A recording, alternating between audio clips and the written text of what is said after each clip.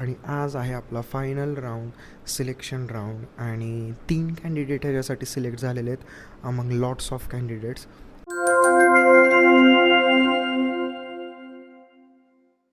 Hello everyone, good morning, how are you? This is a new vlog, new day. आणि आज काल आणि परवाची silly mistake नाही आहे करत, प्रॉपर माईक ऑडिओसाठी घेतलेला आहे. आणि आज आहे आपला फायनल राऊंड, सिलेक्शन राऊंड आणि 3 कॅन्डिडेट ह्याच्यासाठी सिलेक्ट झालेले आहेत अमंग लॉट्स ऑफ कॅन्डिडेट्स.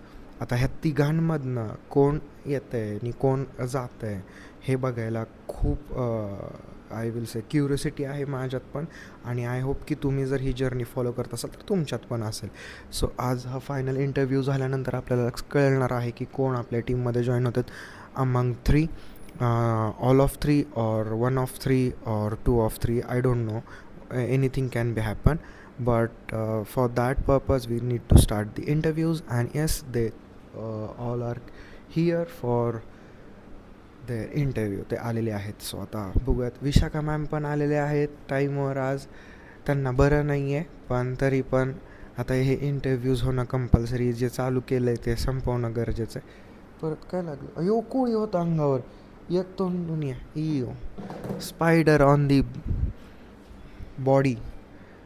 ते स्निग्धा तिकडं साफसफाई करते, त्याच्यामुळं थोडंसं ते झालेलं आहे. सो आज ओव्हरऑल खूप सुंदर दिवसाची सुरुवात झाली आणि हे आज सफाई अभियान चालू केलं आहे स्निग्धाने. आणि स्निग्धाचं आजची सकाळ तर खूप सुंदर झालेली आहे. आपण बोलूयात त्याच्यावर. तिला गिफ्ट पण मिळालेलं आहे त्याचं. ती त्याचा एक्सपिरियन्स सांगेल तिथं काय काय झालं, कुठं गेलेली, काय ते.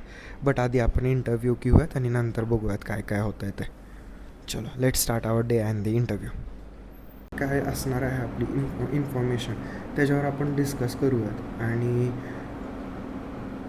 तुझ्यासाठी हे कितपत जाणणं गरजेचं आहे की इथं काय काय होणार आहे हे तर तुला माहीत असेल. कारण because taking the information of this institute and the work you can decide की एक्झॅक्टली आपल्याला काय करायचं आणि आपल्याला करायचं आहे की नाही करायचं. म्हणजे त्या पण गोष्टी क्लिअर होतील. बाकी काल मागच्या इंटरव्ह्यूमध्ये आपण फक्त तुला काय येतं ते सगळं बघितलं. आता इथं आपल्याला काय काय हवं आहे ते पण आपण डिस्कस करूया. Little bit small information of our institute मी तुला देतो. त्याच्यातनं तुला काय लक्षात येतं आहे, काय अडचण येत असेल तर ते क्वेश्चन विचार मला, काय समजलं नसेल तर. I want to understand I want you to understand what we are going to build here. SRC Kala Mandir is not only a dance institute, we are working in multiple creative fields: dance education, acting, film, theater production, events, social media, amazing world. पहिलं नाव प्रत्येकाच्या तोंडामध्ये CDI आलं पाहिजे. CDI ही SRC कला मंदिरची सब branch म्हणून केलेलं आहे आपण. ज्यात कुठले येतात dance, acting, production house, game zone आणि आपला हाऊसकीपिंगचा बिझनेस आहे, जो होलसेल आणि रिटेलमध्ये पण आहे. म्हणजे जवळजवळ 5-6 बिझनेसेस मी आत्ता रन करतो.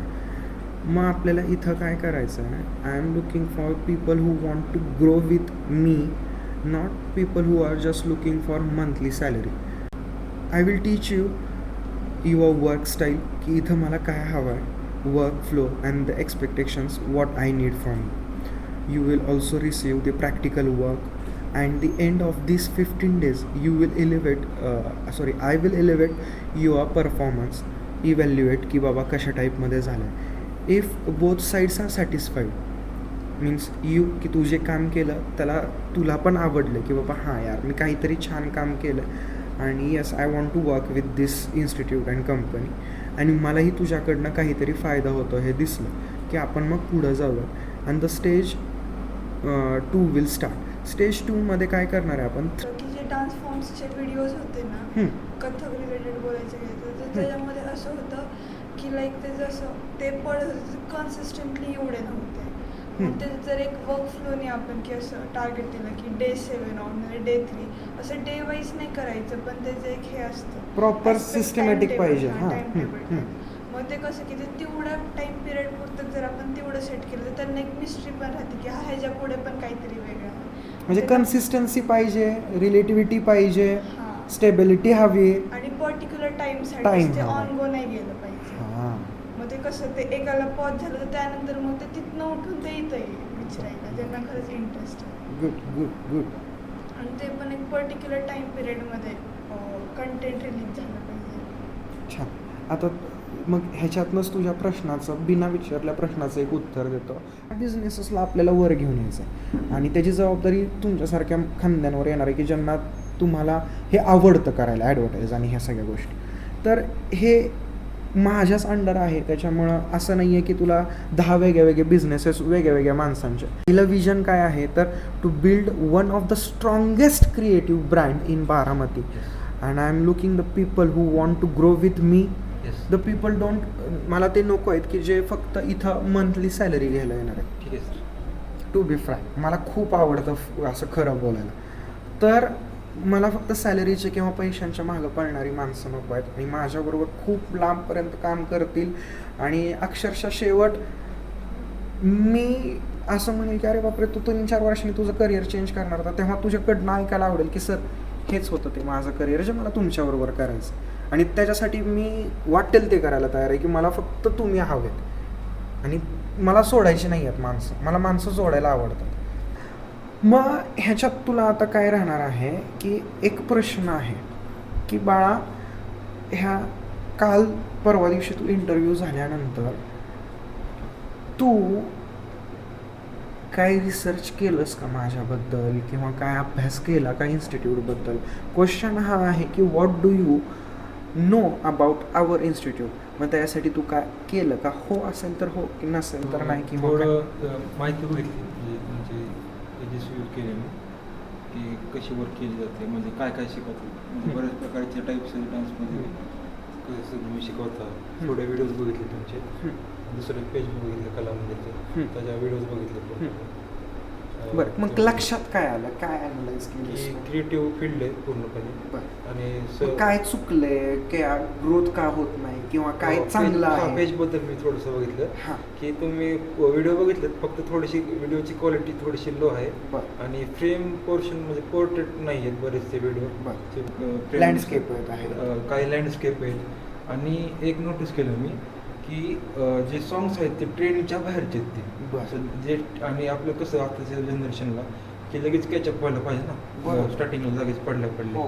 तर काय होतं, आपण जे हिंदी सॉंग्स बघतो तर ते जे टायटल्स असतात ते स्टार्टिंग स्लोने घेतलं ना, समजा एक ट्यून एक आहे जी मंद आहे की ती स्टार्टिंगपासून घेतली की पुढच्या ऑडियनला एवढं इम्प्रेशन होतं पडणार नाही. आणि काय काय असे असतात जे नवीन आलेले ट्रेंडिंग तमिळ सॉंग आहेत, काय काय ट्रेंडिंग गुलाबी साडी थोडक्यात. हां, ती गुलाबी साडी टाईप. एक इनाम म्हणून एक आलेलं ट्रेंड की ते एक सिंगर आहे, फिमेल सिंगर, ते त्याचं स्टार्टिंग तिथून व्हॉइस नव्हती पण ती गाण्याचा पार्ट शेवटचा आहे. आणि काय काय क्रिएटरने काय केलेलं, ते शेवटच्या पार्टला कट करून तेवढं घेतलंय. आणि जी डान्सची जी आहे का नाही ती बेस्ट. आता काय काय जण काय करतात, समोर बघतात, म्हणजे कॅमेरा समोर असतो आणि ते परफॉर्मन्स समोर करतात. पण ह्याने काय होतं, काय काय वेळेस त्यांचे एवढं कॉन्फिडन्स बिल्ड नसतं की त्यांचं समोर वाटतं की ही नसते, भीती वाटते. पण आपण एक आयडिया करू शकतो त्यासाठी. आपण ती फ्रंटला ठेवण्याऐवजी लेफ्ट नाही तर राईटला ठेवू शकतो आपण आणि तसं करू शकतो. कारण की काय होईल, प्रोटेक्ट बेस आहे असं. एक्झॅक्टली. छान छान, म्हणजे अभ्यास केलेला आहेस. हो ओमकार, गुड बेटा, गुड. बरं, आता एक सांग बेटा मला की सपोज आपल्या एका रीलला 500 व्ह्यू मिळालेत, फक्त 500. आता तुझा नेक्स्ट स्टेप काय असेल आपले व्ह्यूज वाढवायला, किंवा काय करशील की आता फक्त 500 व्ह्यूज मिळालेत तर तुझं काय स्टेप्स राहतील? सर, पहिल्यांदा तरी फॉलोअर्स किती ते चेक करेल मी आपले. आणि जे आपण जेव्हा पोस्ट करतो रील तर ती आपली ती रील्स त्या ऑडियन्सपर्यंत जाते का नाही ती पहिल्यांदा चेक करेल मी. त्याचे व्ह्यूज किती येतात, त्याचे लाईक्स किती येतात, किती शेअर होतात त्याचे, हे चेक करेल. आणि त्या रीलला मी थोडासा वेळ देईल, एक बूस्ट होती का नाही.